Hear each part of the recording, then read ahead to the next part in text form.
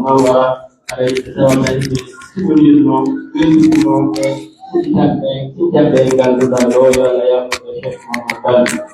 على الجميع كتير كلام كوم بقول يقول الشيخ صبري أم تقول كلام مصر على التولي زمانه dengan dilakukan program koordinasi anda juga mau didukung dengan pro dari alman itu betul Muhammad Yuri alaki Mahmud alaki Musa yang boleh mau mereka dulu sampai hari kamu yani mau diserak yani ya pengen ada ibu saputan mau kata ini naga ini memang kita usah awal yang berdoa dan ada yang ada insyaallah boleh kita jendo ada ibu junjul anti dengan kaki itu minggu minggu dewan gol jamau minggu dengan ada ibu sakit dulu normal tu deh komero hari ini mari kalian terbiasa di Australia ada dua tahun dihajun dan diubah Jumlah yang jauh ini mikro mero, ada insyaallah besar mana jamau, ekala konggu di jual lah, ini ada jumlah tamu yang iyo di rumah saya ini dari diri kita, ada kosabu tahu boleh tempat itu modal itu bakal berhadi tawele, insyaallah taala saya akan mengarai kontraksi, bapak saya lebih kurang besar insyaallah.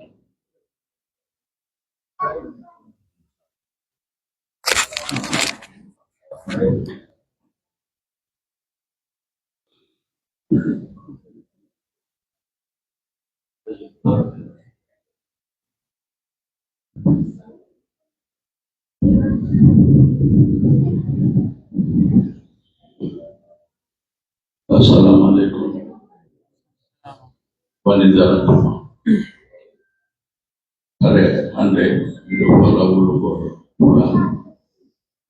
Mais malheureusement, je ne peux pas parler à vous, donc je suis obligé de parler français. Vous allez beaucoup m'excuser, les sages, pour ça.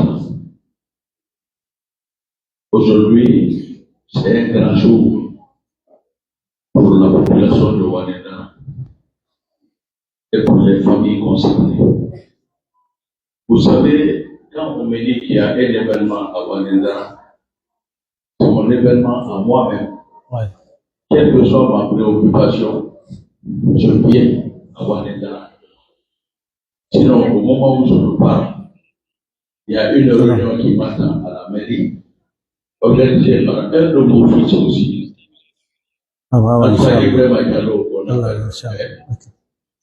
Et il y a aussi la réception aujourd'hui au centre cabinet Piato. Mais quand on me dit qu'il y a un événement à Waneda, je prends ça en priorité.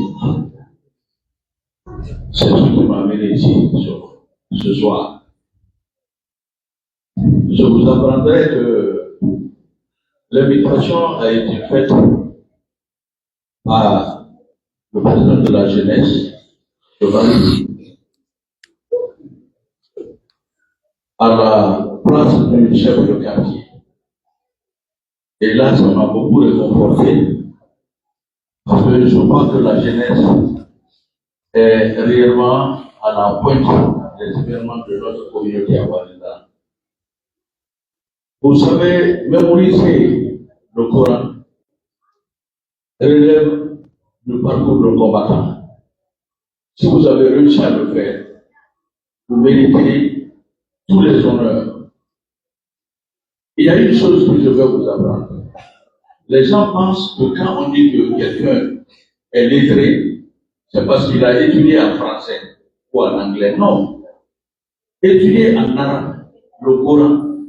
ça a la même valeur, sinon plus que quand on étudie en français ou en anglais. Vous méritez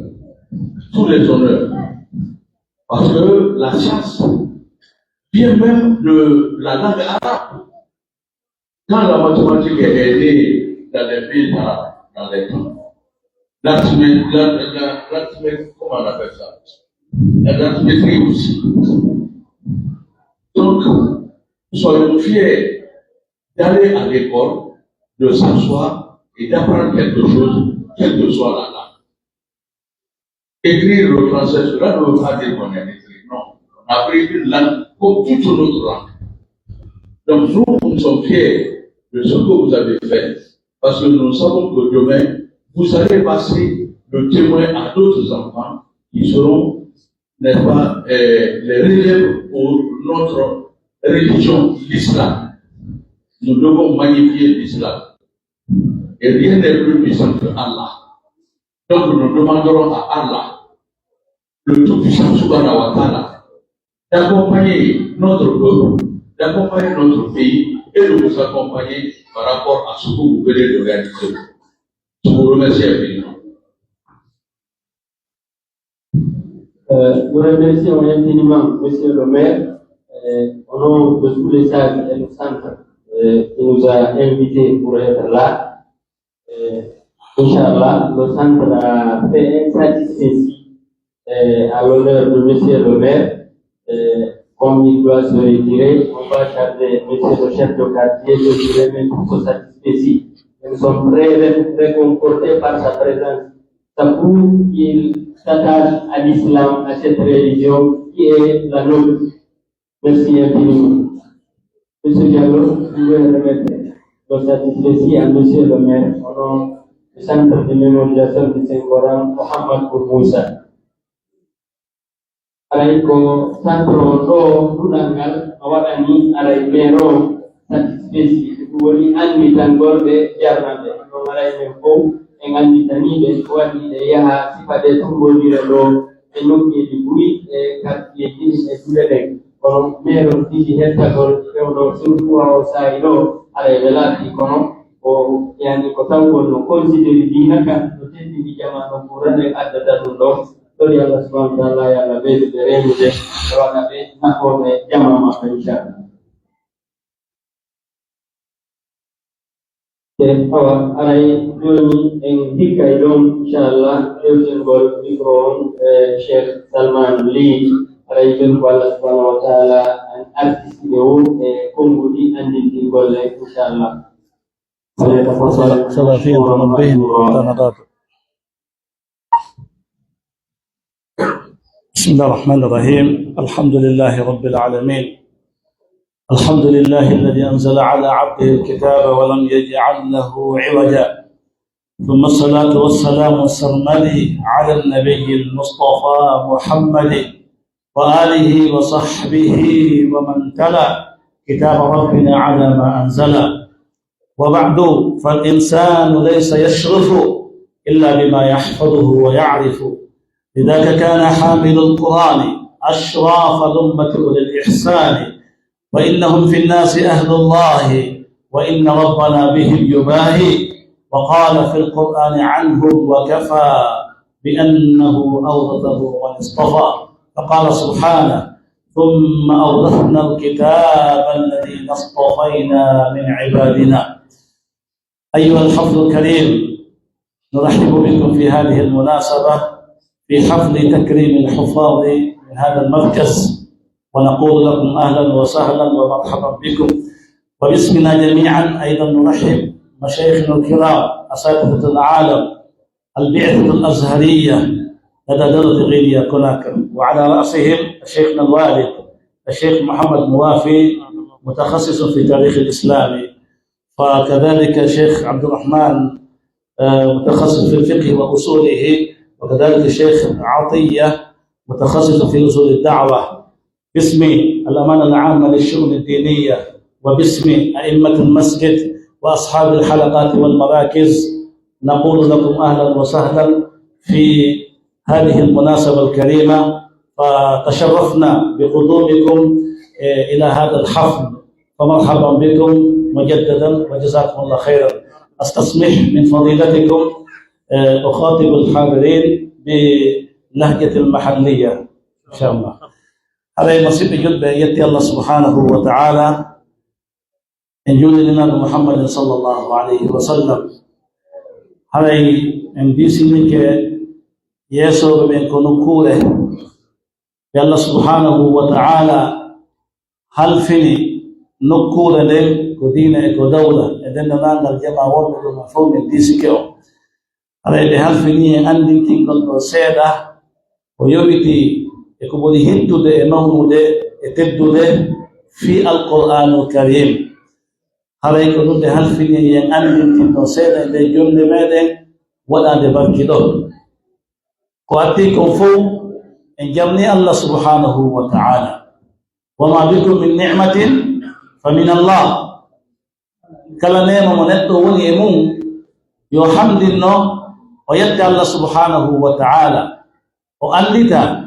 ولا دول مكو ولا وكل لمكو والله سبحانه وتعالى مجيد مكو يتبع مجيد ذلك هري أن يدي الله سبحانه وتعالى وتودي أن كن دي جند دو نني أدتان دلبان دو يلتنك أسوك جنبه دي آية دو بريوة خلفنا حمزة قراءة جميلة طيبة متقنة وجزاه الله خيرا وبارك في علمه علي أسوك وجنبي جند لبان هي تقول نولي جند لنسلي نقول من دي آية كده وتودي انتوى مكاه أن يتي الله دور ان دي جند دو هري سيويل المو بنكو لك يلتنك سايبي جدي مسي diyari yeso andu yeso be nokkure nden ɗon iɓe jeeya e hittimɓe fii mum walliti tabbiti teddini fii muɗum e weltani keɓe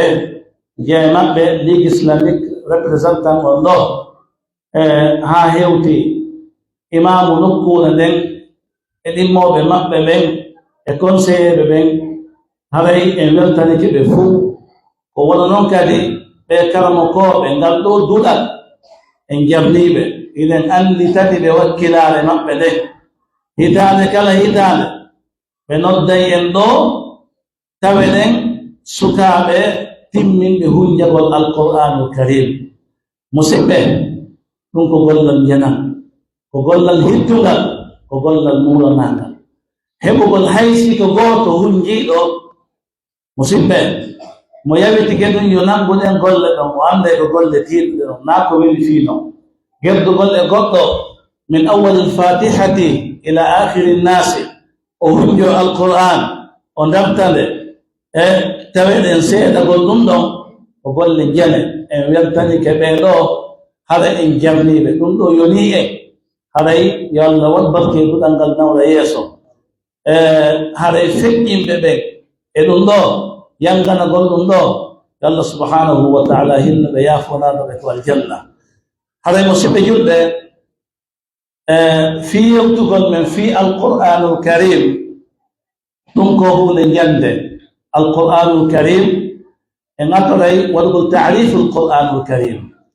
ma huwa alqur'anul karim ko honɗum woni taw alqur'anul karim huwa kalamu llahi subhanahu wa taala المنزل على محمد صلى الله عليه وسلم المتعبد بتلاوته المنقول إلينا بالتواتر المتحدى بأقصر سورة منه القرآن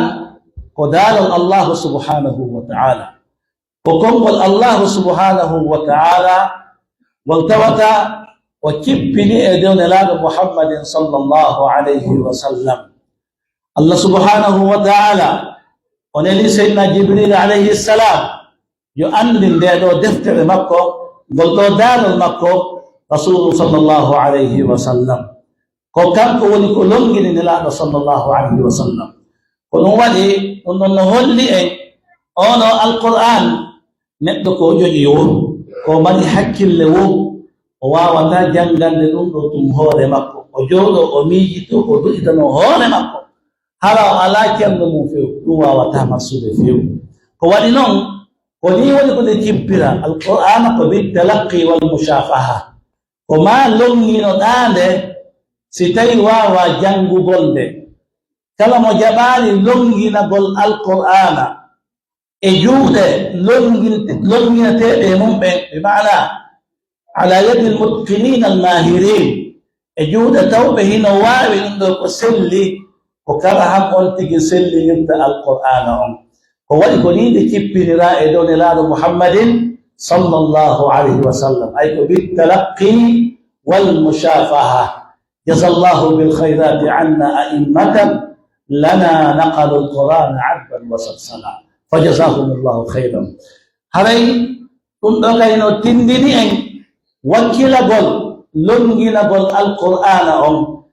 كلا كنون كتي أن كلا كنون إتكي أن تمن وتأن هابا وتأن آمن تنجن تاكو تمونا تاكو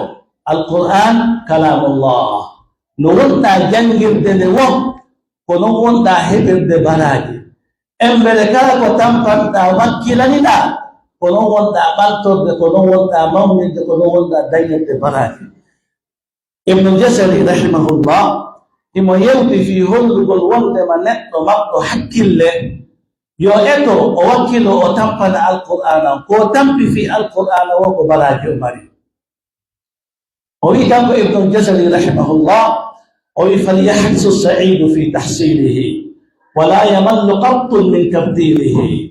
وليجتهد فيه وفي تصحيحه على الذي نقل من صحيحه. كما ابن الجزري رحمه الله وندما نتو مطو حكي لهم نتو ملادهم نتو مؤلمالهم يجد تمكم وجلنا في القرآن. فليحرص السعيد في تحصيله وهب قل القرآن إما جنب قلد إفهام قلد إقول قلد كلا قلون دا كتما ويا وكلنا أنه قدال الله سبحانه وتعالى ولا يمل قط من ترتيله ولا يمل وهابتا وآمتا إهدهم إقول كنقل القرآن imodde e jangugolde e jannugolde e tambitagol jangoɓele e finansugol e wallitagol neɗɗo on wona yo aamu ko kalamullahi subhanahu wa taala o ino wal yejtahid yo tinno yo wakkilo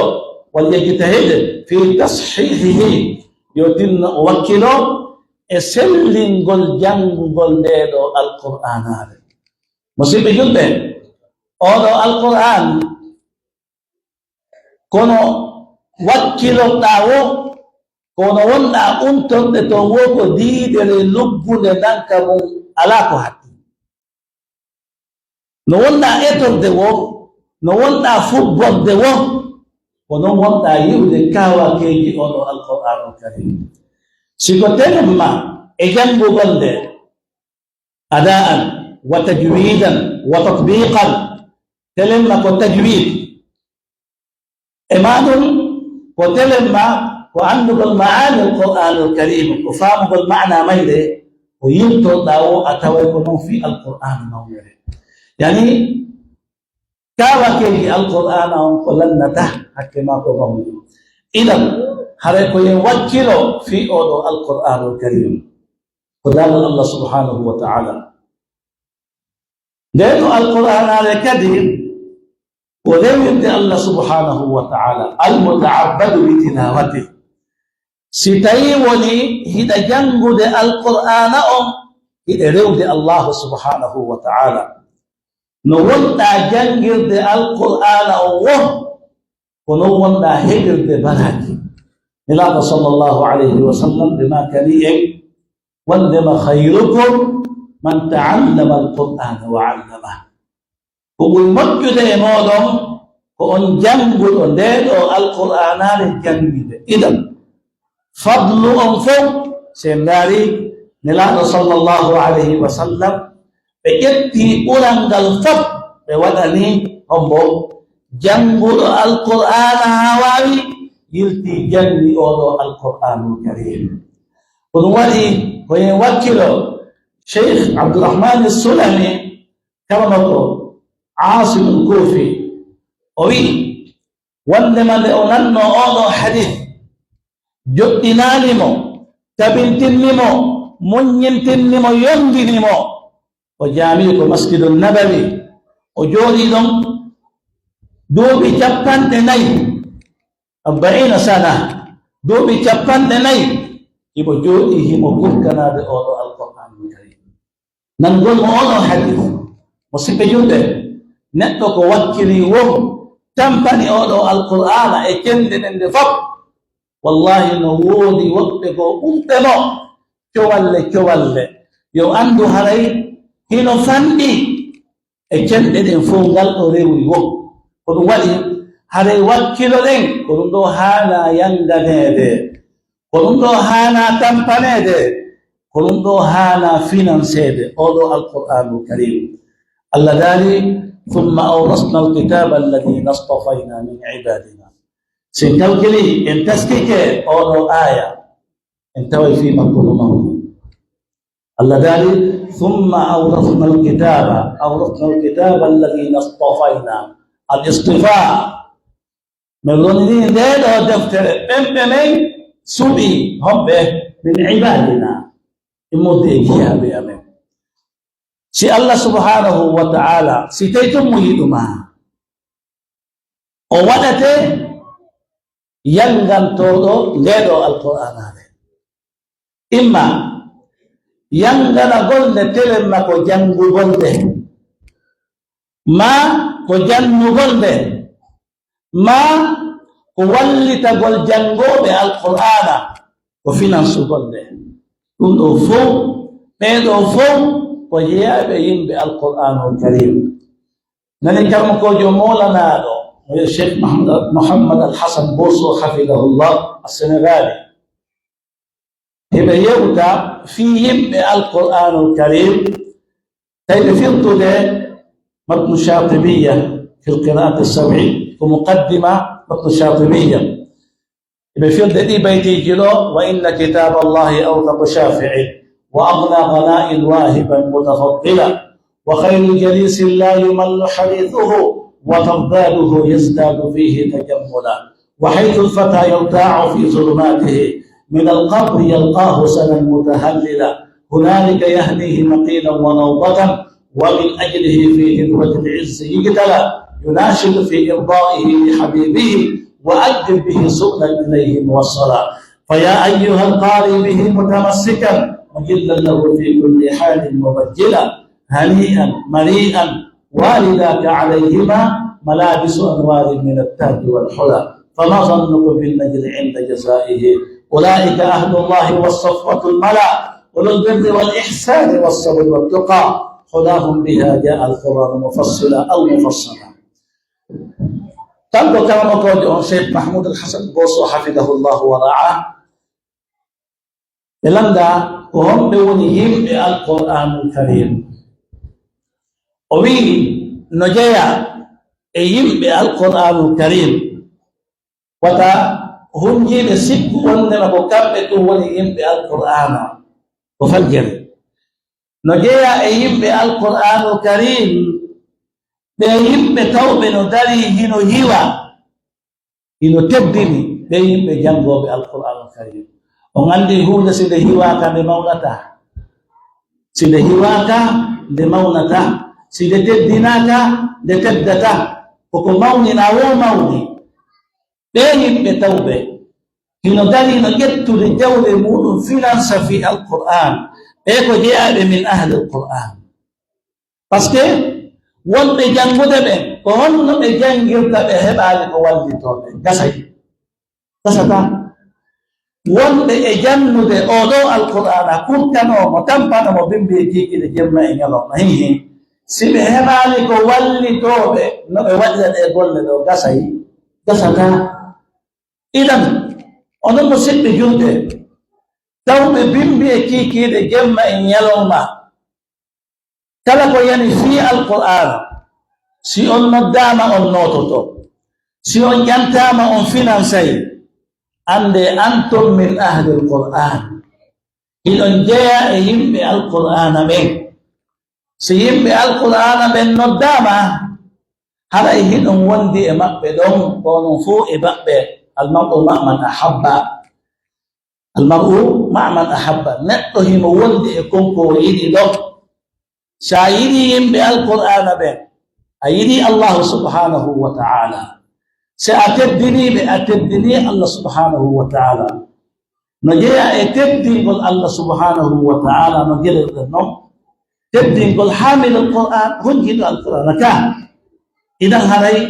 hiɗon jamna hiɗon weltana musidɓe julɓe. Oɗo alqur'ana ko leetel wonande kala jumɗo, ko ya uddutu ndaara ɗon hoore ma, peesa ɗon hoore ma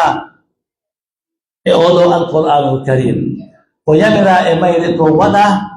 ko haɗa e mayre ton haray haɗitoɗa. Haray an on a jeyama e yimɓe alqur'anul karim. Yanganagol alqur'ana no ɗuuɗi façonji, no ɗuuɗi noneji, wona sengo woto. Allah subhanahu wa ta'ala o dal alladina ataynahumul kitaba yatlunahu haqqa tilawati ulaika yu'minuna bih. ɓenɓe men tawata min jonni ndeɗo alqur'anare, min teddiniriɓe ndeɗo alqur'anare, hiɓe jangade ɗo no ɓe haana jangirede non, hara ɓe haadali ɗon. ɓe gollitira alqur'ana o. Alqur'ana faadaka e makko mujarradu tilawa, jangugol ngol ɗum ko ya jangu hutora ko janguɗa kon, ko yamira ton kon waɗa ɗum, ko haɗa ton kon haɗitoɗa woɗɗitoɗa. Niraɗo men Muhammadin sallallahu alayhi wa sallam ɓe maaki اقرأوا القرآن فإنه يأتي يوم القيامة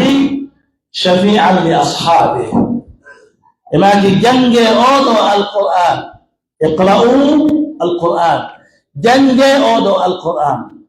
فإنه أي فإن القرآن يأتي يوم القيامة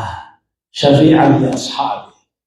القرآن أري يند يوم القيامة ودفنهم به وندوا به القرآن. الصاحب من هو الصاحب؟ فنويته وندتو كما سرتتا منكا سيما كاري وندي وتود توزر سرتتا فنويته الصاحب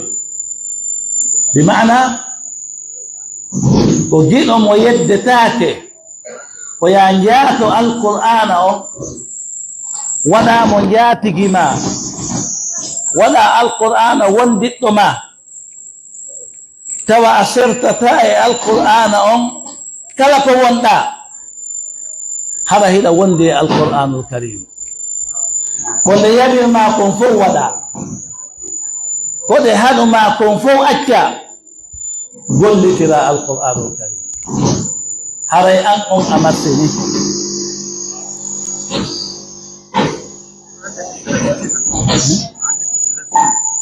جاوزة.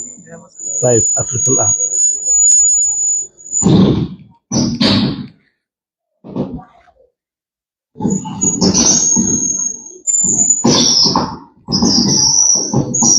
طيب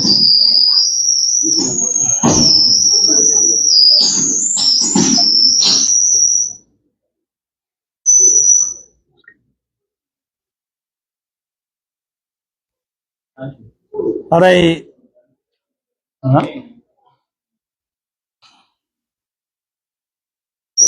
جاوز. أقف. أنا أوصيهم بفمي بفوق.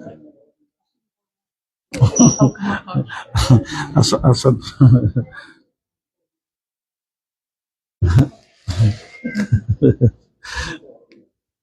الله يبارك فيكم.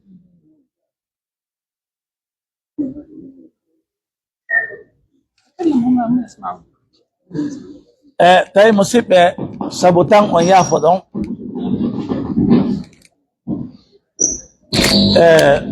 mitim minirai wasiyagol do moni dalade kono mitim minirai yewtere anden do pijidide wasiyagol ɓaawo jamnugol weltano du'ano kala mo goɓe ngal ɗo duɗal e wonaɓe wallidireede. So e goɗɗo hunjike alqur'ana ko cende ɗen fof na sengo woto. karmo koɓe ɓen no tawa mawɓe makko ɓen sabuli ɗin quartier on haray entourage on mo kala woodi goɗɗum ko waɗi ko ɗum waɗi si marsi yo Allah yoɓu fof goto kala ko ɓuri moƴƴude e joddi ko yangana ha heɓi ɗo yo ɗum tambite yo ɗum danke sinema heɓike ko yo hiwe ko yo jogite hara wedditaka e muɗum nden andi cheytane e koneli muɗum no iwtiri ɓaawo ibnu adama on no haɓɓiti perdinaymo no fallirde laawi ɗin fof fi yo perdu cheytane ko ɗum woni golle mum do jokkete haa ko moƴƴi kon accita janngugol e juulugol e kala ko wiyete moƴƴere enen e cheytane ko ɗum wonde ko ndu perdinno ɗon ndu yaltini baaba men adama ko aljanna ndu eti haa ndu fooli baaba adama ndu yaltinima ko aljanna ton sabu baaba adama ko meeɗi leggal ngal kon ko golle cheytan ko noon cheytane jokki en ndu jokkete noon haa waɗa bone on ndu yiltito id qala lil insani ikfur falamma kafara qala inni bari'un mink inni akhafu llah nane golle may o ino kadi ndu hula allah ɗe golle wona golle samakalaje musidɓe ko yen jogito ɗum ɗo sembinen ɗum ɗo tambitoɗen ɓeeɗo sukaaɓe hara ɓe hattali ɗo ɓe anda ko fuɗɗode ɓe heɓi e fii janngugol alqur'anul karim o fannu mo ɓe woni e mum ɗo ko fannu tawowo ko fuɗɗorɗo gandal karmo koɓe mawɓe ɓen fof karmo koɓe heɓuɓe gandal janal ngal fof sino jangede sira zatiya maɓɓe tariha maɓɓe on o wiyete kana hafidan lil qur'an hari himo hunjino alqur'an ɓe fuɗɗi janngugol ɓe heɓali gandal no gasa ko feccire riwaya on ɓe heɓi wona hay riwaya on fof ko yo ɓe wakkilo ɓe duumo e mum ɓe wallitora etagol faama ko ɓe hunji ɗo si on tigi hunjike alqur'ana on ƴi'eɗen yo eto anda ma'na alqur'ana on si tawi o andali ma'na alqur'ana on haray hino mankanimo o hunjike kono anda ko honɗum o hunji ɗum no addude ellaji buy musidɓe jogitoɗen ɓe sukaaɓe wallitoɗen ɓe fira alqur'ana ɓe janga gande ko yowiti eno ɓe faamira oɗo alqur'anu karim gande ɗen fof koko alqur'ana woni ko suuta woni ko ƴetta ma fadatna fil kitabi min shay yoɓe eto ɓe janga oɗo lugatul arabiya ɓe janga aqida e fiqh ɓe luggino haray yo sukaaɓe ɓen yoɓe elte e ɗum ɗo alqur'ana on no jeeya ko faanda e makko faamugol mo hana hunjagol mo tum walla dali kitabun anzalnahu ilayka mubarakun liyaddabbaru ayate liyaddabbaru ko fi yoɓe tasko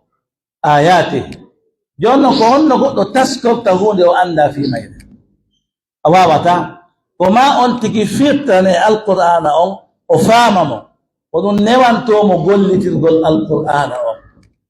ɗe mum ɗum yoɓe duumo e rewtagol alqur'an mi nani karmo koɓe no maaka allah arsikilan joɗodugol e karmo koɓe mawɓe alamul islami on fewdo ɗo e fi alqur'anul karim al ustad docteur ahmadou isa almasarawi al ustad docteur محمود العكاوي اللبناني الشيخ الدكتور إدريس المنيس الأمريكي بيكر مكوبة فوق الشيخ عبد الرشيد الصوفي كينيا من جودي بإني ولما كلا مفالاك يجد القرآن الكريم كلا هنجيدو مفالاك يجد دكو هنجي ومولي فانتو دكو o etoto e nder yontere kala o timmina alqur'anul karim yontere kala o timmina alqur'anul karim بيوتي فمي بشوق روتو القرآن وممدو بل جيدي فمي أنفاء كفاتها فقد فاتها جنگها آخر صوت النساء أنفاء ميم أن فمي ميم أن كمائدة فقد بيت مائدة يلا إما قال جنگها آخر صوت التوبة بي فمي يا يونس يتا يونس يلا تمن قال صدقادم هذا آخر صوت النحل فمي بشوق باء وبني إسرائيل دونك أول صوت إسرائيل وجعلنا هدى لبني إسرائيل رم فادي بيء بني إسرائيل يتعلم صدقادم ها آخر صوت الفرقان بشوق شاء كشعراء يتا أول الشعراء صدقادمها آخر الصوت ياسين بشو واو يتا والصافات صدقادم ها آخر صوت الحجرات بشوق قاف يلا الجيت وانقل يتا قاف صدقادم ها إلى آخر الناس أتمني بل أجيت لكلا مريوت لي القرآن فمي بشوق بمشيئة الله سبحانه وتعالى تبنتنا القرآن قوهن لكم الله وانا بركي نقول مقبدا الله سبحانه وتعالى نوينا نقول كنقول القرآن وتجنبا هذا بالله توفيق وصلى اللهم على نبينا محمد وعلى آله وصحبه أجمعين. السلام عليكم ورحمة الله وبركاته. معدية مشايخ جزاكم الله خير. السلام عليكم ورحمة الله. Jarama ujare de ko Allah ujare de ko lena ujare de ko sahaba ujare de ko tabi ujare de wayni sikete ujare de ko mawbe mede dare do mede ko Qur'an ala yindi de fama elmi ma fe un carino preparato dico ma un po' più o vuoi le Qur'anare come verifica velasì ibe non passa verifica il Qur'an lo verifica ma velasì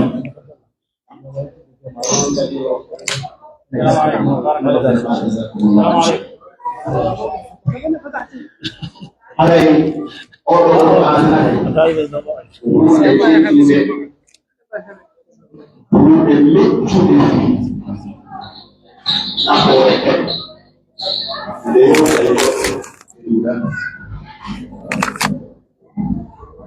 Wati kontao monofala jam ekisiye ojogi totole Qur'an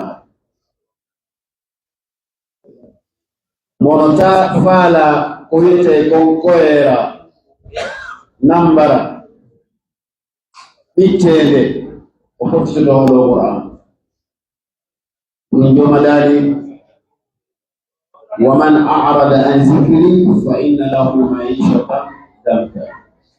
kala wo uti do le Qur'an ale ara ni mari ngurda itila wonda ne sonja onon kadi kala wo etiɗo faamide o jokkile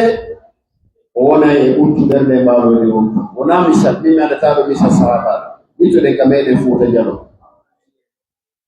Fuuta Jallo yoni misal par ce que so mbimi kelo jomi yimɓe ɗo ka sahaba ɗuɓi wulude ɗuɓi temeɗɗe e ɗuɓi capanɗe nayi e jeeɗiɗi no woɗɗi kono sa timike Fuuta Jallo a yahi a ndaari mawɓe men no wuurirno noon ka gese maɓɓe ka kulaaji maɓɓe ka dingiraaji maɓɓe ka jardinji maɓɓe ka famille maɓɓe ka nder a taway ko ɓurti merde mbaalo ndi won secret on konto woni ko nde ɗo qur'anare mahagol kaɓe faamunoɗo joma daali inna hada alquran yahdi lillati hiya aqwam wonde ɗo qur'ana no hewtina goɗɗo no fewna goɗɗo ko ɓuri kellude kala ko faala hiya aqwamu mimma turidu yani kala ko faalaɗa ko ɓuri moƴƴude kon rewɓe moƴƴuɓe ɓiɓɓe moƴƴuɓe galle moƴƴuɓe diina moƴƴuka dewal moƴƴugal aljanna e ko nande muɗum jawle ko hono ɗe nafirte gangal ko honongal nafirte jogito ɗum lillati hiya aqwamu mo yittike fuuta o ndaari sumpude wotere ɗen tawa kaaba ko faalaɗa ko yonayi pute on to jaabere on no tow sa buɗike feete o ngon mo yanata e leydi sabanede ma ko plek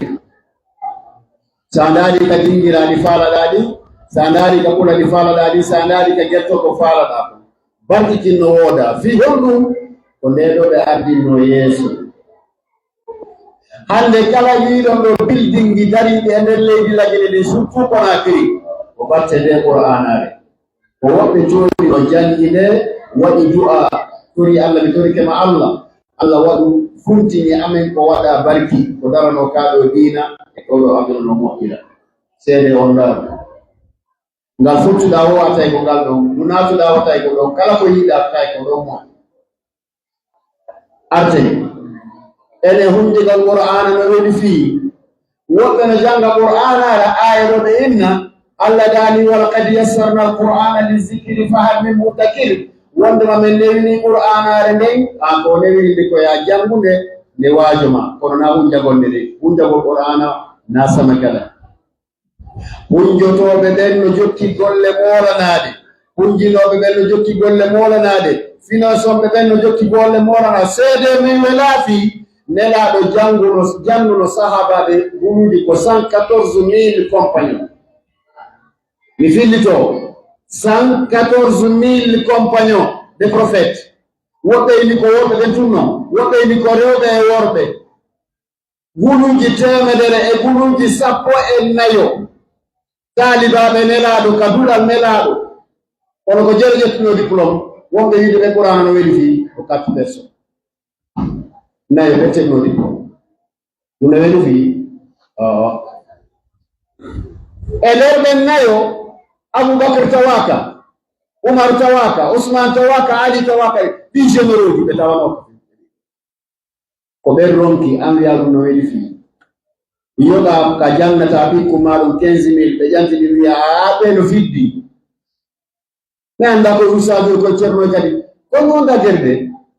ko wonɗa yoɓde golle jokkade ɗen ko golle tiiɗuɗe nelaɗo wonno effort ji molanaɗi janngoɓe waɗi effort ji molanaɗi kono ko 4 personnes e ɓuro ɗiɗo acciren téléphone arte hadis no woni dega molanaɗo goɗɗo jannirtaake qur'ana fiyo yahu o naata e domen ji woɗɗe joma daari ka qur'ana mo jannguɗon hunjiɗon on surtout ono ɓe hunjiɓe hannde Allah wi on ton o gañtoto aya o wala tansawul fadla baynakum a janngi qur'ana ɗo Conakry ɗo a jonnaɓa diplôme ya tawoya karmo ko maɗen fuuta maɗum mama soloma ma ben ma fuuta wiya ko an almotoɓe fi nelaɗo maki faliya ummakum aqra'ukum hadisi selluɗo nelaɗo maki e janno ɓurɗo ɗude nono hadis on mari firoji ɗiɗi hadis on no mari firoji ɗiɗi faliya ummakum aqra'ukum woyo almo on ɓurɗo wawde jangude mayo almo on ɓurɗo ko ɗuuɗa ko janga ɓurɗo ko ɗuuɗa ko janga siko ani goreɓe maɓe ɓaɗa ɓuri ƴetta ɓurɗo wawde almoɗaɓe si tawi ko ange mawɓe maɓe mama soroma kawtal mangal miside manga sa hewti toon ɗon waɗata yo almo o ɓurɗo ɗuuɗude ko janga ɓemma no ɓurma e mama soroma ɓurma ɗuuɗde ko janga miside ma nde no ɓurma ɗuuɗde ko janga fiya wondike qur'an ɓen nayo heɓunoɓe diplôme ka nelaɗo sallllahu alayhi wa sallama ɓa nelaɗo maati ko wowɗo jonnete nelaɗo jonnanaɓe hay nokku ɓe wonano imam ɓe nayo noon iɗo gandiɓe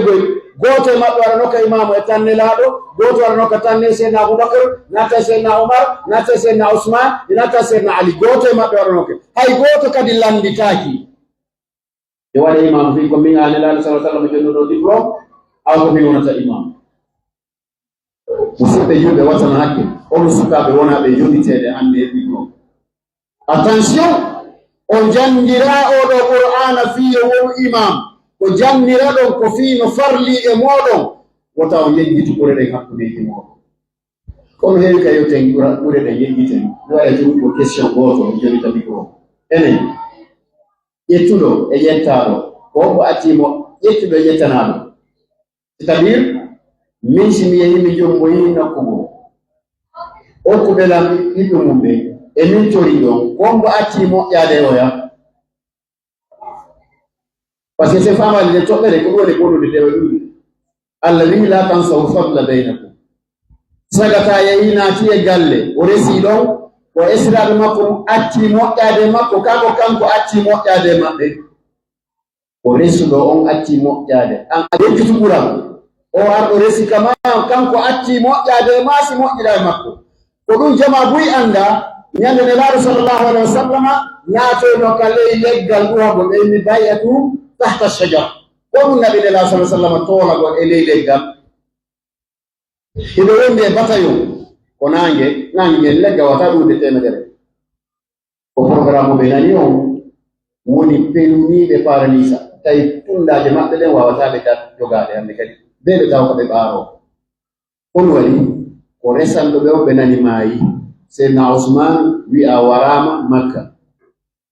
tebbe maɓɓe ɗen wawali ɓe jogitade ɓe sori ka ley leggal ɓe ɓahi leggal sabu ɓe heɓi sok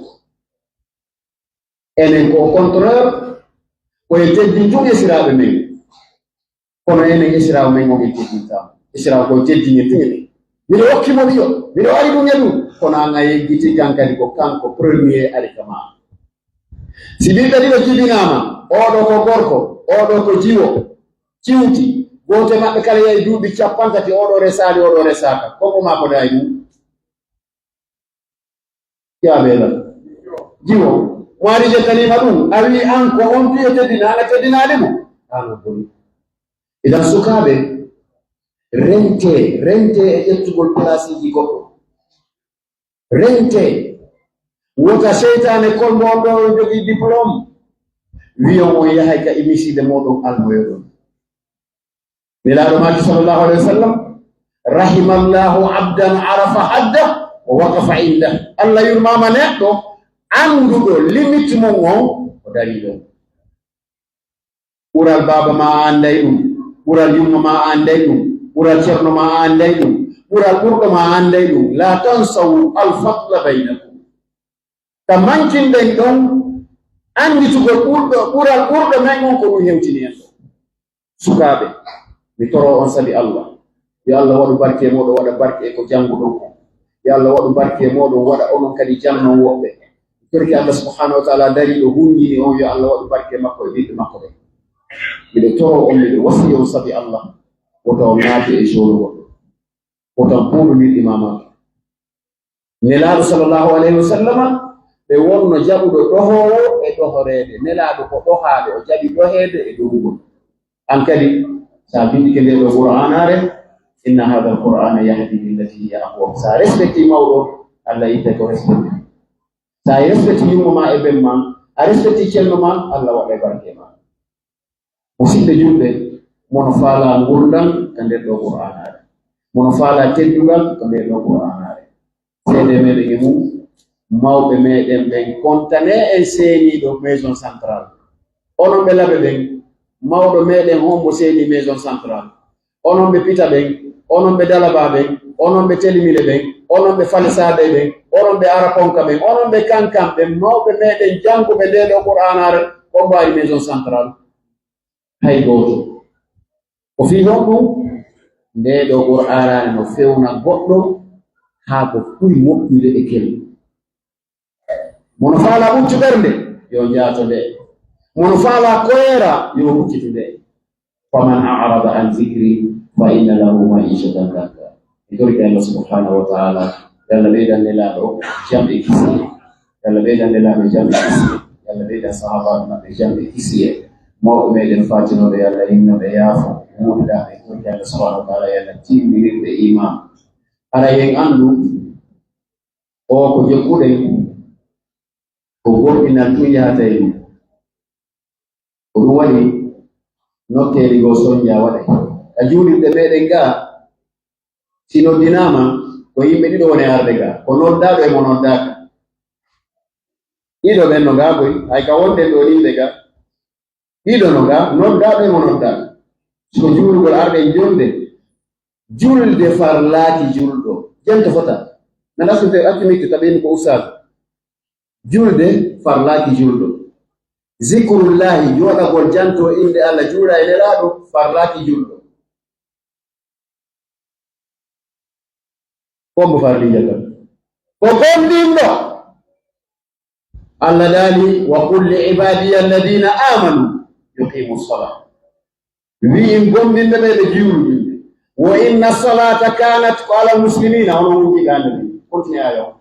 wala man ala almu'minina kan على المؤمنين الله عنده لغة عربية على المؤمنين إن الصلاة كانت على المؤمنين كبير تقول سايسون كي كجولير ده ما من بيافو بفعلا جول ده إقوم دين ده يفوق أرويردو سفوتي نمبر واحد ترتي ده الله فرلا المؤمن تونو ده قوم بالله نودي ويا أيها الذين أسلموا لا يا أيها الذين آمنوا اذكروا الله ذكرا كثيرا وسبحوه بكرة وأصيلا هو الذي يصلي عليكم وملائكته ليخرجكم من الظلمات إلى النور وكان بالمسلمين لا نتقول وكان بالمؤمنين رحيما سيقول هوتا للنبو إيمانه o ari jullugol o ari juulugol o bonnayi o ari wirdu o bonnayi o ari korka o bonnayi o noddaka kombo mi faandi wurtowo gomɗina fenowo gomɗina yarowo ɓeere gomɗina jeenowo gomɗina mo teddinta yumma mum e ɓen muɗum wona gomɓinɗo mo annda mawɗo wona gomɓinɗo mo annda ceernojo muɗum mo annda ganndo o gomɗina mo annda laamu o gomɗina mo gollata gomɗina oɗo fiyamata ayyi Allah sola ko ɗum ɗi groupe jiɗi arata mi toriki Allah subhanahu wa taala yo Allah waɗen gomɗinɓe Allah waɗen gomɗinɓe assalamu aleykum wa rahmatullahi taala wa barakatuh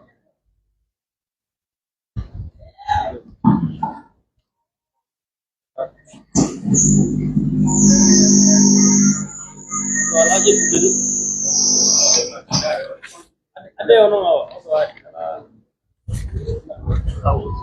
ajon sabo karwalo wala joni hikka do yewtere aray ay boni ko yewtere aray dal ko be yalla ka do yewtere aray yewtere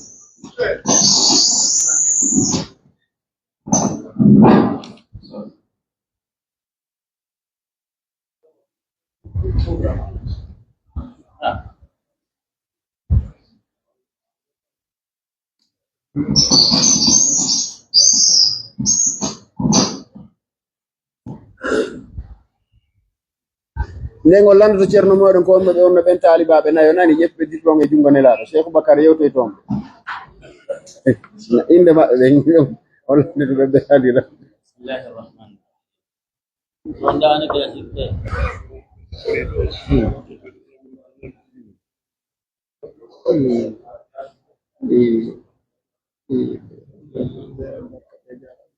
اللهم اتي موفقا خلفا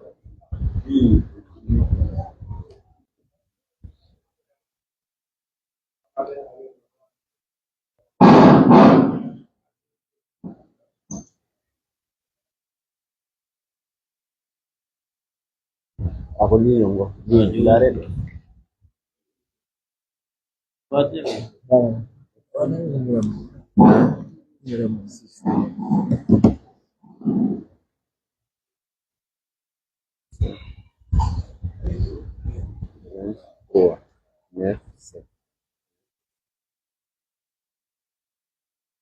بسم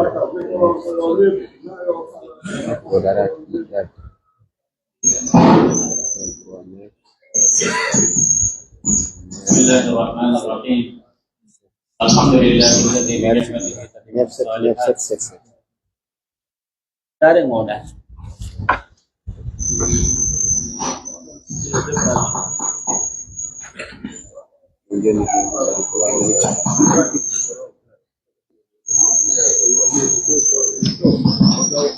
Bismillahirrahmanirrahim. Alhamdulillah alladzi bi ni'matihi tatimmu shalihat. Wassalatu wassalamu ala rasulil amin wa ala alihi wa ashabihi ajma'in. Amma ba'd. Assalamu alaikum warahmatullahi wabarakatuh. Mari kita begini.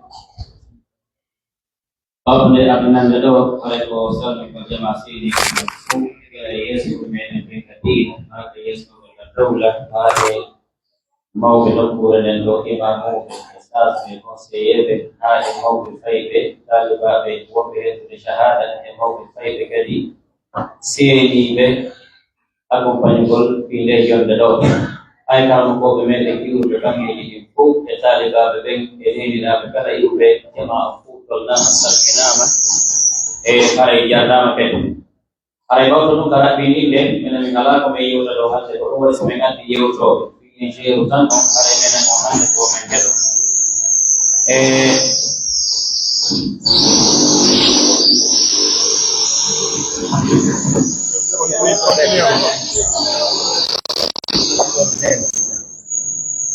nam harai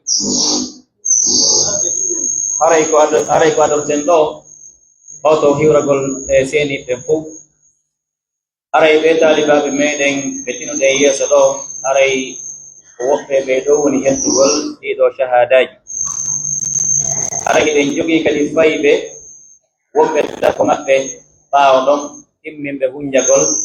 aray ben don kadi ibe kalawol do hitande arore den gila hitande arore nabi billahi tabaraka wa taala de mari faybe yowo worbe sonna jogol adan ko hina baaw to en do kadi ni tarti immini e gaado ko hedo do shahadaji woni alhaji Ahmad Adam Balde e Cheikh Abubakar Balde kanyum e Ahmad Sadio Diallo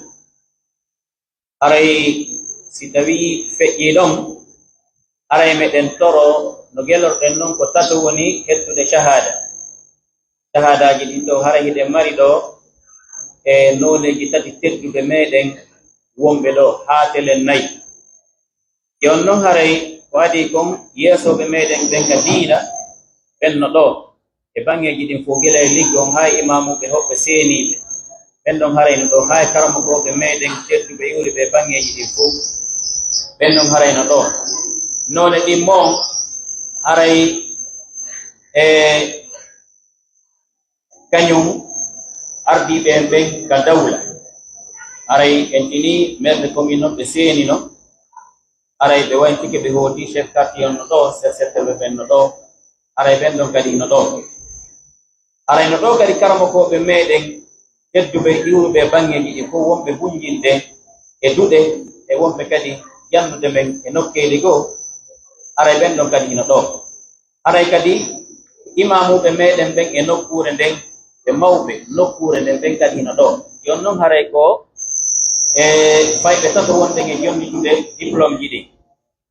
jon noon haray ɗo men toro hande mawɓe amen imamuɓe amen ardiɓe nde ɗo nokkure tawa ko kamɓe woni jeyi duɗal ngal kamɓe woni ko koɗa kamɓe woni ko werni en ɗo men toroɓe yaafuye e telemma ɗon joni waɗanen fi jonnitugol diplôme ji ɗin ardiɓe men ɓen ardiɓe ɓen ka diina ɗum woni yeeso men telemma ka liggi e karamokoɓe meɗen hoɓɓe seeniɓe ɓen kañum maye ardiɓe ɓen telemma ka dawla aray hiɓe ɗo aray si tawi no hawri noon min toro yaafuye aray jonne ɓe ɗo fi jonnitugol diplôme ji ɗin aray ko ɗum ɗon mi marno komi holla amma haray programme fi markage on ga aray hiɗen waɗi sukaɓe meɗen halfin sukaɓe meɗen ga holli yewta ɗen fi programme fi markage on seeɗa aray fi wota en juutin tan on yamen tango moƴƴa aray ko ɗum marno ko holla hada wa billahi tawfiq. Assalamu alaikum wa rahmatullahi wa barakatuh.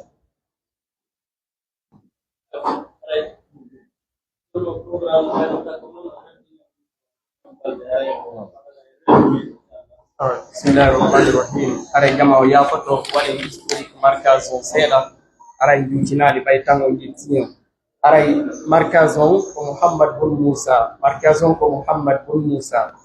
Aray markaz on o uddita depuis 2005. Donc c'est ndaari 2005-2025 ɓayda woni ɗon 5 ans d'existence. Aray udditino ɓe markaz on ɓe maketeno Mouhammad Balde udditimo 2005 ɓe janniɗo ha ko yata 2008-2009 Allah arsikiɓe yawgol Égypte janngoygol diina kankadi alquran on. Ɓe seeni Égypte toon e nder toon kadi Allah udditi arsiki on ɓe seeni yawgol Saudi janngoya. Ɓe seeni Saudi toon janngoygol mais 2017 toon ko toon ɓe feƴƴini. Ara en koye Allah fewne yaafoɓe.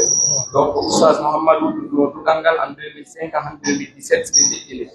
Mais hari noon ko duɗal ga wona kamɓe ɗum wonno ga par ce que ɗo andi kadi ɓe jangga e ɓen ɗum. Donc hari ɓe wallidirayno wiyete ɓen Oustaz Ali Diallo ko kamɓe joni yeeso men ɗo Cheikh Ali haray ɓe andanoɓe ko kamɓe ko kamɓe Oustaz Mamadou Bonno kadi ɗal ɗo ha ɓe ɗo kadi heeɓi chance yawgol e ɗiɗi programme janggoygol. Donc haray markaz o ko udditira depuis 2005 haray objectif ji makko ko hunjingol jama alquran version markaz o ko hafs o no andirɗo men no woodi riwayaji usti alquran on kono markaz on ɗo principalement ko hafs on. Donc haray ko hunjingol alquran e janngugol hadiski e janngugol siraji tigi e lewugol bayɗi foyi. Donc depuis 2005 markaz o uddita action ji réalisama e inde markaz on. Donc depuis 2005 à 2013 markaz o joni à chaque fois ɓe waɗa concours de mémorisation de 5 courants ɓe organise concours ɗargol taliba ɓen ko hoɓe woni meilleurɓe ɓen par rapport e hedditiɓe ɓen. Et ɓay 2015 ari on forma ɗon chance a fi yo efficacité yo nafa ɓurɗo heɓagol ɓayna fo wata wadde concours on hande kadi adda systéme de composition ɓay koye foppoɓe ɓen ka markaz. Donc mo ɓe dartay en fonction de ça classement o kadi waɗe 2 millions trouvé et ko ɗum noon waɗa 2015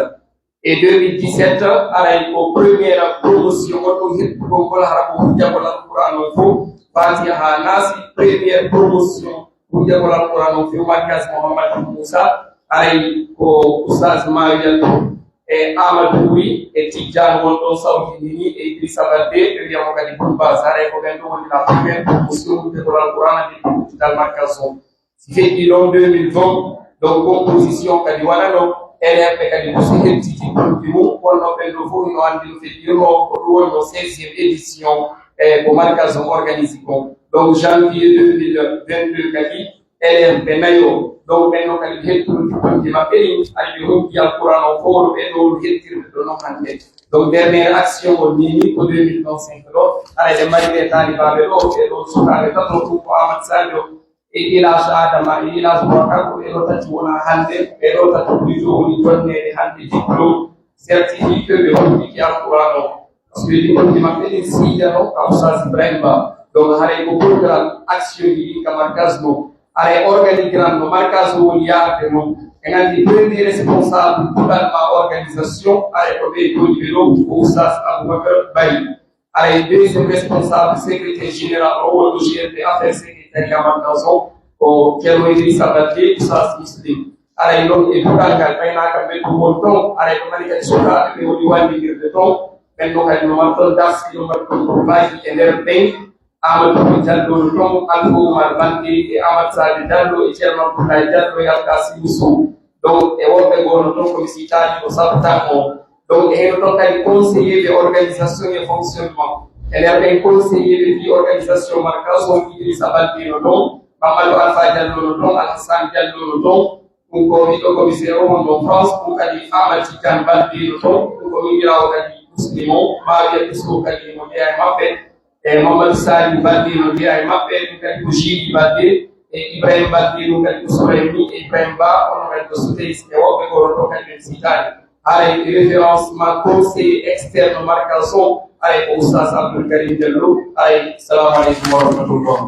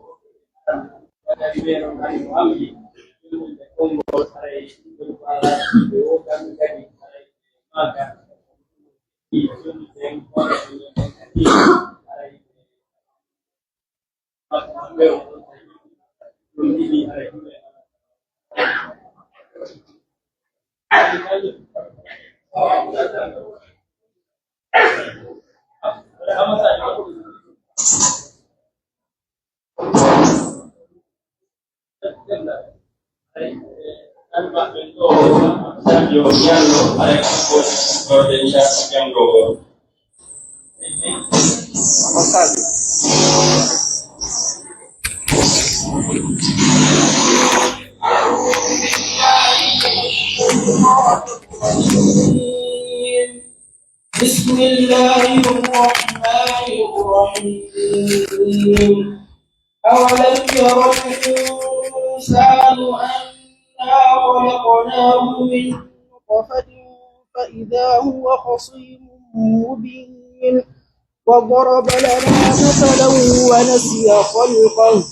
قال من يحيي العظام وهي رميم قل يحييها الذي أنشأها أول مرة وهو بكل خلق عليم الذي جعل لكم من الشجر الأخضر نارا فإذا أنتم منه توقدون أوليس الذي خلق السماوات والأرض بقادر على أن يخلق مثلهم بلى وهو الخلاق العليم إنما أمره إذا أراد شيئا أن يقول له كن فيكون فسبحان الذي بيده ملكوت كل شيء وإليه ترجعون.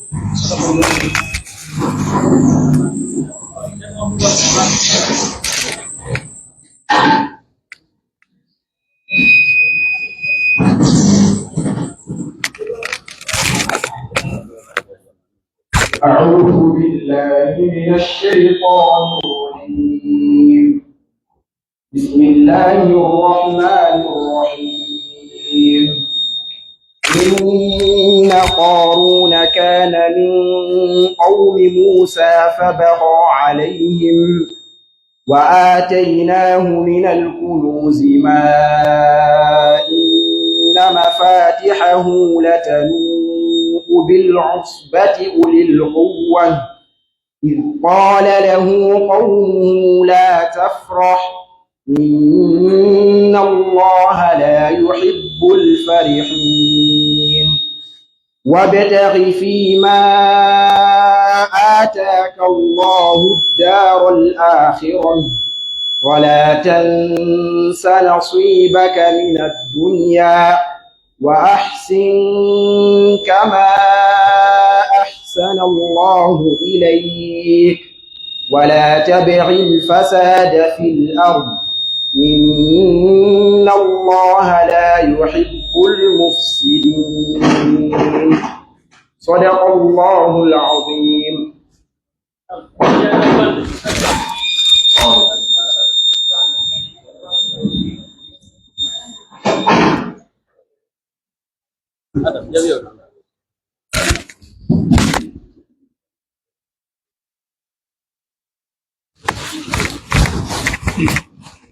أعوذ بالله من الشيطان الرجيم. بسم الله الرحمن الرحيم. إن الذين قالوا ربنا الله ثم استقاموا تتنزل عليهم الملائكة ألا تخافوا ولا تحزنوا وأبشروا بالجنة التي كنتم توعدون نحن أولياؤكم في الحياة الدنيا وفي الآخرة ولكم فيها ما تشتهي أنفسكم ولكم فيها ما تدعون نزلا من غفور رحيم. ومن أحسن قولا ممن دعا إلى الله وعمل صالحا وقال إنني من المسلمين. ولا تستوي الحسنة ولا السيئة ادفع بالتي هي أحسن فإذا الذي بينك وبينه عداوة كأنه ولي حميم. صدق الله العظيم. ويا فتو تلا دون لتدي يوتري أنون دتالي بات نهاري من كلمينيو من والتاليك on فومودون hetti ɓe ɗo fof moɗum mawɓe amen ɓen kadi tawaɓe ɓe dépensi men ɓe kippi men ala yo Allah waɗa ɓe joddi aljanna kankoɓe amen ɓen kadi yanganiɓe men hano men yewtir ɗon ni yo Allah yoɓitir ɓe joddi aljanna enen kadi hum jiɓɓe yo Allah tabintinmen e hoore lawol ngol ɓeydana men gandal ngal ɓuri ni ara on salminama on fof moɗon o weltanama yo Allah jarnon e joddi aljanna firdaus. Sadakallah.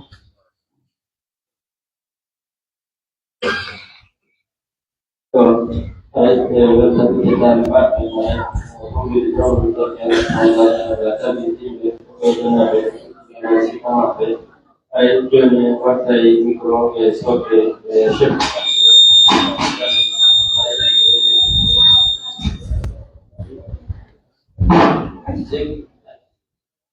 Pak sekolah health dong. Kami koordinasi. Sejal ya fi mikro no soju de wono ngende juller takko do adorono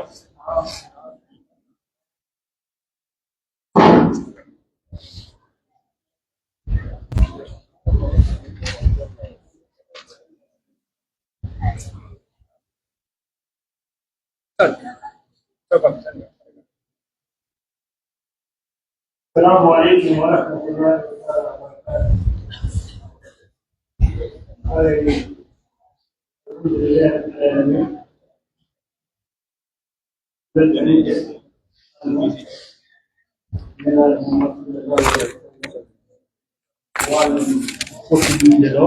Wane ngode golle labade ara e wadi ko taw weltani ke mawbe be fof mabbe weltani ke mawbe jami o weltani ke mawbe seni be weltani ke sagata be weltani ke sonna be e weltani ke invitation fof mabbe weltani ke kam ko ko parce que on nani quartier taw o sagata be Allah walde ni men assisté réunion du et programme de mais so yi wani dara no wari o image ro are ko image laba o image ro da ko de wani dara ande do der wani dara ko ina ko fok mo sa landa ma carte bu mo do ande do lakine wali de ko wani dara ti honno are sagata be membe ko do tu yata pay ko bobo ta ko non di mura carte ji bu no do wona kipi na tabe ko non di mura wona nan ta kay pay ko non de ke are do ko men buri on torade ene sagata be fume wa be ni mo wonde mutinde e de mutindo ma be de mengo e de jogo dergo ko kala ni no fala saka ma barbi no ma ko do do ono no wona exemplaire du tout be fume e quartier ji ni fu are balla ko do ko na goto ko wata ko de balla ko do do wada exemple non kadi on jamaa image mo image laba are mi ala tuti de yewtere de mi torto jamaa fok mu be jogo dirgo e de nyiri dirgo e de jogo ko fi e de mo ko quartier meon e de mo ko holdu de quartier meon image laba wala yenen quartier wala dara o quartier laba o quartier union o quartier prospérité o quartier longévité ala ko do wa torade jamaa fok mu ara assalamu alaikum wa rahmatullahi wa barakatuh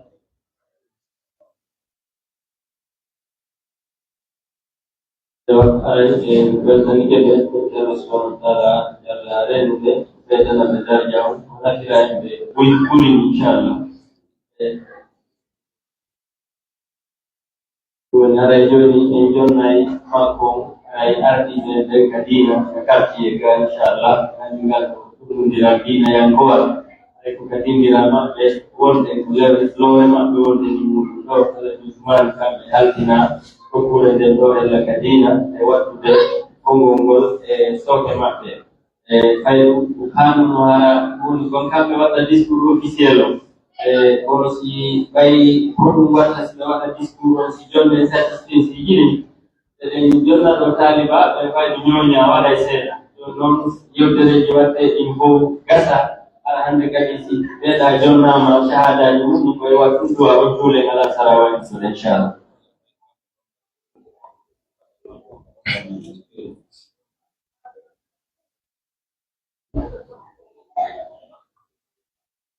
بسم الله والحمد لله والصلاة والسلام على رسول الله.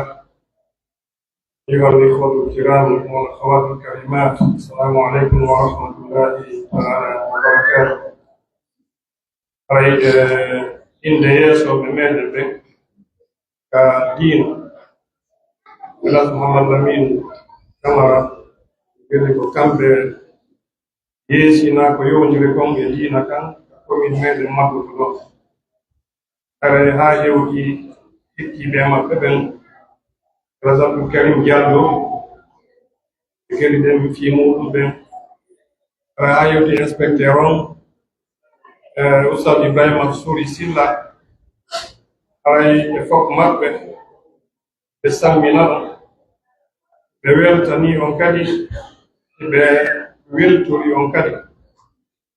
sabu ɗon golle ɗe darani ɗon ɗen golle mawnude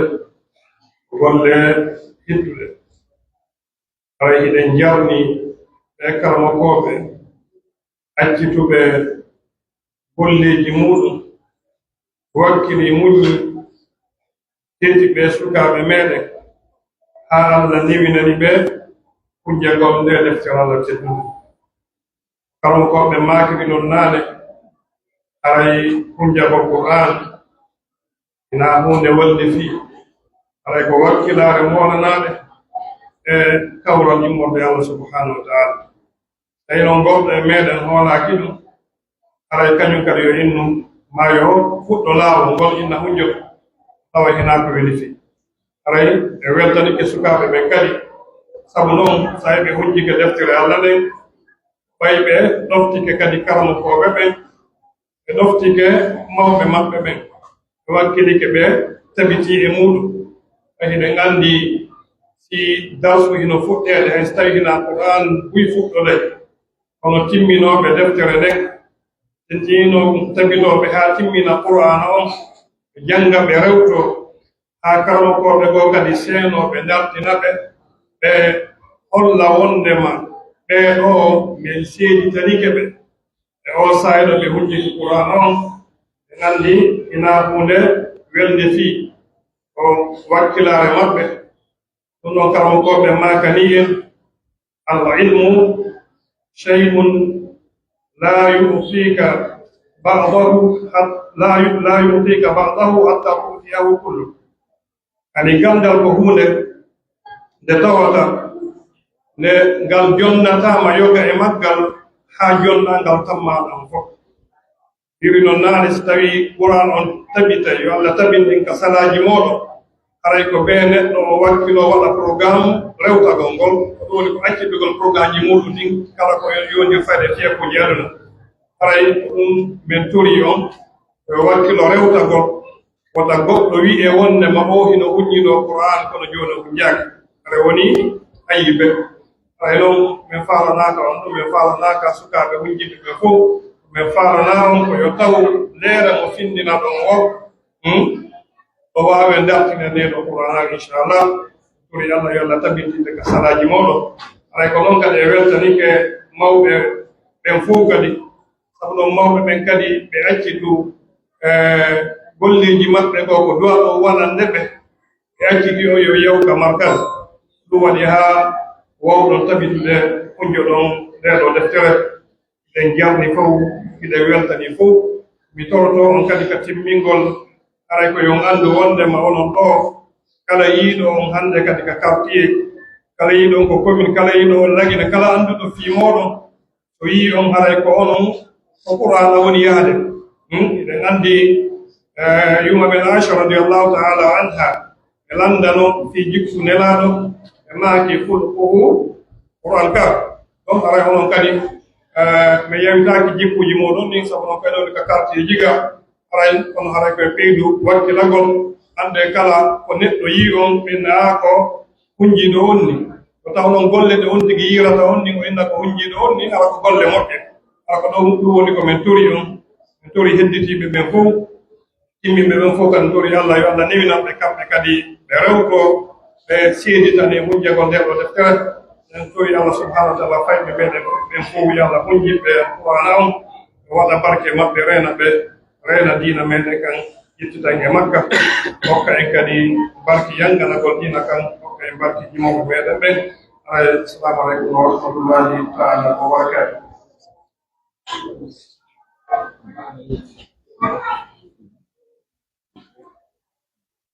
Haray ko kitajen inshallah julitai shahada ini ay talibab ɓe waɗana shahada ɗimude ɓe noon shahada Qur'an karim ay kandi jangol mawɓe maɓɓe ɓe janna ɓen kadi janna golle maɓɓe ɗe aɗay waɗana yani satisfeciji en tanke mawɓe fayɓe ɓen toujours weltana golɓe jannaɓe ɗe andi aɗay ko wakkilare maɓɓe aɗay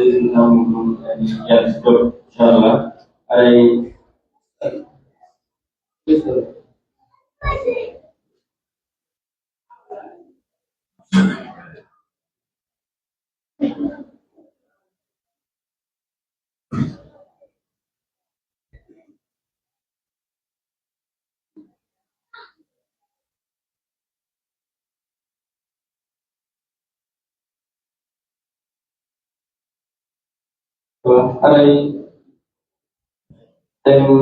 aɗay mawɓe موطن قال جاد بلد على إبراهيم مكو يا يافا أحمد الله بلد فاطمة بنت بلد جيم مكو رجل استيقظ مكو نجا على representative على يوتينا على محمد سعيد فاضل يوتينا على satisfacino ekotera على جاد موطن نجا على هيوتا على سعيد يوتينا بلد إن شاء الله Mako baru mako hati sana ada yang tadi itu.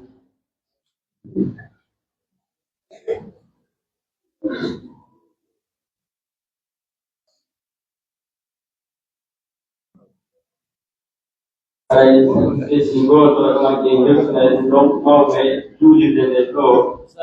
dua lima itu. Ada ikan begini, hidup lain. Satisfaksi mana ada mau bercerita pada ini. Ada yang Allah ni mahu berdoa kepada mau bergabung dan berdoa ke jalan lain untuk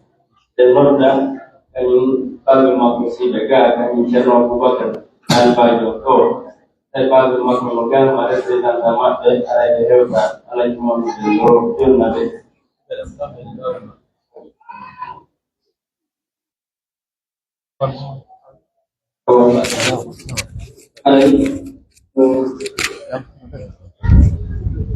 Kunci dong ko karena dong mau be am saja jalo be ada kabar mako berubah jalo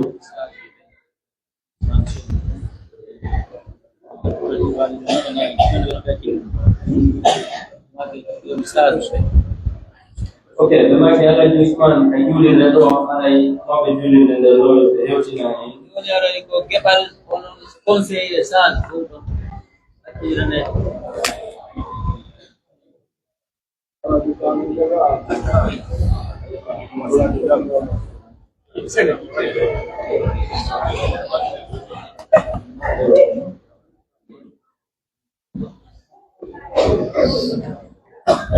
si video ada yang kita syahada di Taliban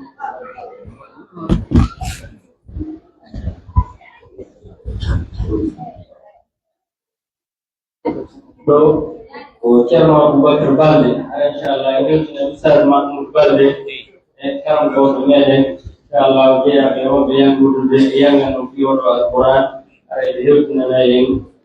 Chairman Abu Bakr Balde, syahada makro inshallah. So ada kejadian muda apa? Boleh mungkar.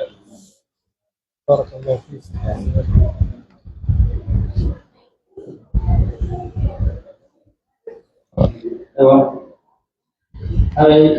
dong hari Alhaji Adam Balde hari kali ini ujian Ustaz Abdullah Siri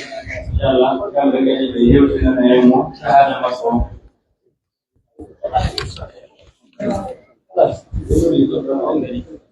Maki hari ini Ustaz Muhammad Ali yo yang syahada masuk sila. Chef de quartier, kami saja kami jumpa chef de quartier yang satisfait dinero kami helping. Bukan ada di hari ini dia yang satu hari yang di mana. Jika sih itu saja. Syahali batal, ini maksud saya ini macam jaga. Hari insyaallah syahada Muhammad Said Jallo hari ini ada jumlah Yesus engkau zon ko hela kadina insyaallah kami kani Yesus nama syahada makko. Why one day?